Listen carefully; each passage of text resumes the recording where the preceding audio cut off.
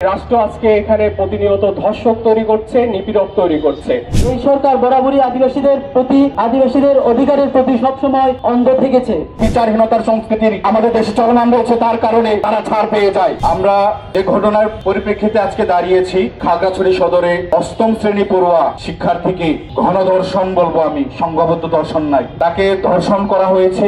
সেই ধর্ষকদের কিন্তু এখনো গ্রেপ্তারের পুলিশ প্রশাসন থেকে কোনো উদ্যোগ আমরা এখন পর্যন্ত সেই রকম দেখছি না। প্রশাসনের যে দায়িত্ব, যে কর্তব্য, সেই দায়িত্ব এবং কর্তব্য আমরা দেখি বরাবরই উদাসীন।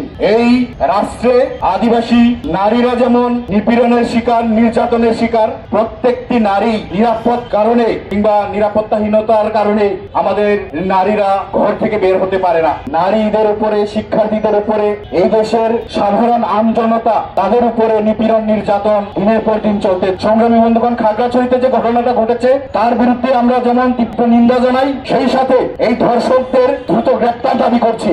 সংগ্রামী বন্ধুগণ, আমরা একটু ঘটনা মনে করে দিতে চাই। এই রাজধানীর বুকে সেই 2014 সালে 15 সালের দিকে আমাদের এক গারো তরুণীকে মাইক্রোবাস, চলন্ত মাইক্রোবাসে সেখানে ধর্ষণ করা হয়েছিল। ধর্ষকদের গ্রেপ্তারও করা হয়েছিল, পরবর্তীতে তারা জামিনে বেরিয়ে যায়। সংগ্রামী বন্ধুগণ, আমরা দেখি এইরকম একটি ন্যাক্কারজনক ঘটনার পরেও সেই সময়ের ধর্ষকরা কিন্তু বিচারহীনতার সংস্কৃতির যে আমাদের দেশে চলমান রয়েছে, তার কারণে তারা ছাড় পেয়ে যায়।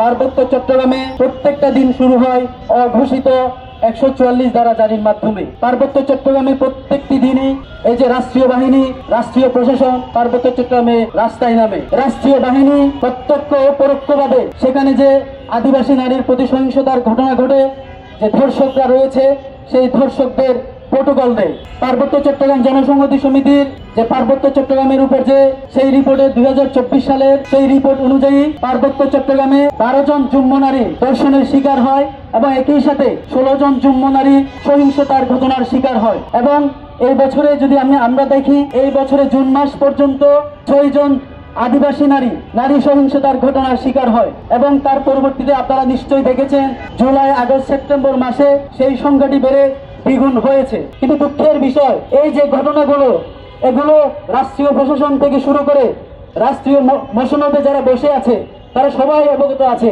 রাষ্ট্রীয় প্রশাসনের মাধ্যমে বা রাষ্ট্রীয়ভাবে তাদেরকে সম্মান জানানোর জন্য রাষ্ট্রীয়ভাবে কর্মসূচি ঘোষণা করতেও পারত এই সরকার। কিন্তু আমরা বলতে চাই, এই সরকার বরাবরই আদিবাসীদের প্রতি, আদিবাসীদের অধিকারের প্রতি সবসময় অন্ধ থেকেছে।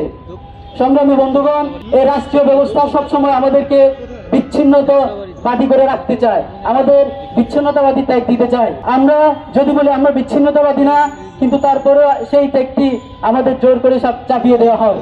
সংগ্রামী বন্ধুগণ, এই সমাবেশ থেকে দৃঢ় কণ্ঠে বলতে চাই, আমরা যেদিন এই বিচ্ছিন্নতাবাদী চেতনাকে ধারণ করব এবং বিচ্ছিন্নতাবাদী হতে শিখব, ঠিক তখনই কিন্তু এই রাষ্ট্রযন্ত্রকে সেই ভুলের মাসুল গুনতে হবে। বন্ধুগণ, এখানে যে প্রতিবাদ সমাবেশে দাঁড়িয়েছি, আপনারা ব্যানারে দেখছেন, খাগড়াছড়িতে অষ্টম শ্রেণীর শিক্ষার্থী, 12 বছরের শিক্ষার্থীকে গণধর্ষণ করে তাকে ফেলে রাখা যাওয়া হয়েছে।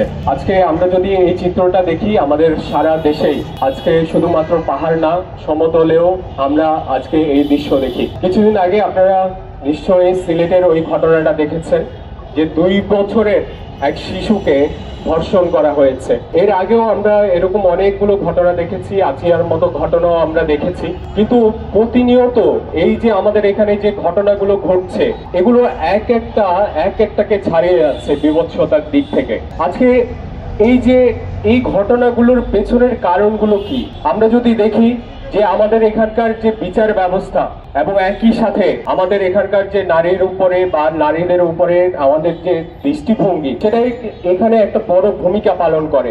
একই সাথে রাষ্ট্র যেভাবে করে আমাদের এখানে নারীদেরকে দেখে বা নারীদের অধিকার নিয়ে যেভাবে করে তারা বিবেচনা করে, সেটার মধ্য দিয়েও আমরা দেখি যে আজকে এখানে নারীরা নানাভাবে এই নিপীড়ন, নির্যাতন এবং এই ধর্ষণের মতো ঘটনারও শিকার হচ্ছে। সংগ্রামী বন্ধুগণ, আপনারা দেখবেন যে যেই আইন শৃঙ্খলা বাহিনী বা পুলিশ এখানে একটা গুরুত্বপূর্ণ ভূমিকা পালন করার কথা ছিল, জনগণের জানমালের নিরাপত্তা থেকে তাদের নিরাপত্তা দেওয়ার যে জায়গাটা, সেটার জায়গা আমরা দেখি যে সেটা ভিন্ন। একই সাথে বিচারহীনতার যে সংস্কৃতি আমাদের এখানে দাঁড়িয়েছে, এই গত 1 বছরে আপনারা দেখবেন অনেকগুলো ঘটনা ঘটেছে, কিন্তু আমরা তার কোনো দৃষ্টান্তমূলক বিচার আমরা দেখি না। এই বিচারহীনতার সংস্কৃতির মধ্য দিয়ে আজকে যখন আমাদের এখানে রাষ্ট্র পরিচালনা হচ্ছে, তার মধ্য দিয়ে আমরা মনে করি রাষ্ট্র আজকে এখানে প্রতিনিয়ত ধর্ষক তৈরি করছে, নিপীড়ক তৈরি করছে। আজকে রাষ্ট্রকেই এর দায় নিতে হবে এবং দায় নেওয়ার মধ্য দিয়ে রাষ্ট্র তার এই ব্যবস্থাটা যেমন পরিবর্তন করবে, একই সাথে সমাজে প্রত্যেকটা নারীর, শিশুর তাদের নিরাপত্তা এবং সমাজে তাদের স্বাভাবিক বেড়ে ওঠার মতো পরিবেশ সেটা নিশ্চিত করে নেবে আজকে রাষ্ট্র।